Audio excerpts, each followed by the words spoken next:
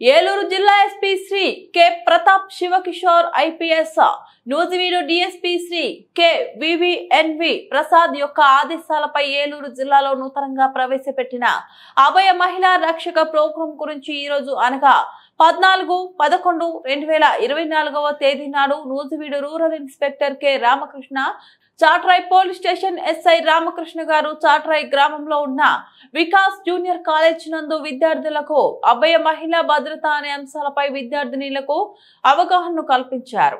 ఈ కార్యక్రమంలో చాట్రాయ్ ఎస్ఐ మాట్లాడుతూ నేటి సమాజంలో మహిళలపై జరుగుతున్న నేరగాలను అదుపులోకి తీసుకురావాలని ముఖ్య ఉద్దేశంతో ఈ అభయ మహిళా భద్రతను జిల్లా ఎస్పీ ప్రవేశపెట్టినట్లు, మహిళా పోలీస్ సిబ్బందితో అభయ బీట్లను జిల్లా వ్యాప్తంగా ఎవరైనా ఆపద సమయంలో వెంటనే పోలీసు వారి యొక్క సహాయం కొరకు డయల్ 112కు ఫోన్ ద్వారా సమాచారం అందించిన 10 నిమిషాల్లో పోలీసులు మీకు భద్రత ఏర్పాటు చేస్తారు అని, అసాంఘిక కార్యకలాపాలు నిర్వహించే వారిపై చట్ట ప్రకారం కఠిన చర్యలు తీసుకుంటామని, బాల్య వివాహాలకు ఎవరైనా పూనుకుంటే వెంటనే 1098కి సమాచారం అందించాలని, సమాచారం అందించిన వారి యొక్క వివరాలను గోప్యంగా ఉంచుతారని, ఆధునిక సమాజంలో ఆధునిక సాంకేతిక పరిజ్ఞానాన్ని ఉపయోగించే డిజిటల్ ట్రాన్సాక్షన్ కు ఎక్కువ ప్రాధాన్యతనిస్తున్నట్లు, ఇటువంటి విషయాలపై అవగాహన లేని ప్రజలను సైబర్ నేరగాలు చాలా తెలివిగా మోసం చేస్తున్న విషయాలపై ఇప్పటికే పలుమార్లు అవగాహనను కల్పించిన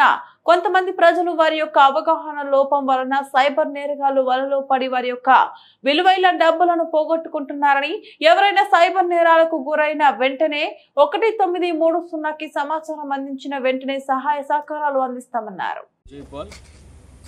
నేను 15 ఏళ్ల బట్టి ఇక్కడ ఉంటున్నాను. మరి నేను నా ఇంటి ముందు ఈ విధంగా చట్టపరుచుకొని ఈ విధంగా చేసుకుంటూ ఉంటే మాకు తెలియకుండా, ముందస్తు ఇంటిమేషన్ ఇవ్వకుండా, నోటీసులు ఇవ్వకుండా, మరి విసన్నపేట ఈవో ఎవరు లేకుండా చూసి వచ్చి కుక్కలను తీసుకొచ్చి ఈ రకంగా మరి పగలగొట్టి తోరేసారు. నేను ఒక దళితుడిగా మరి నన్ను ఈ విధంగా హింసిస్తూ, ఈ విధంగా మరి వంచిస్తూ బాధిస్తున్నాడు. ఆయన వెళ్ళి అడిగితే మీసం తిప్పుతూ ఎవరో చెప్తా చెప్పుకో, నీ చేతన పని చేసుకొని అన్నాడు. మరి ఈ డ్రైనేజ్ సమస్య పూర్తిగా పరిష్కారం చేయలేదు. మరలా అడిగితే ఈ నీళ్లు ఇక్కడే ఉంటాయంట.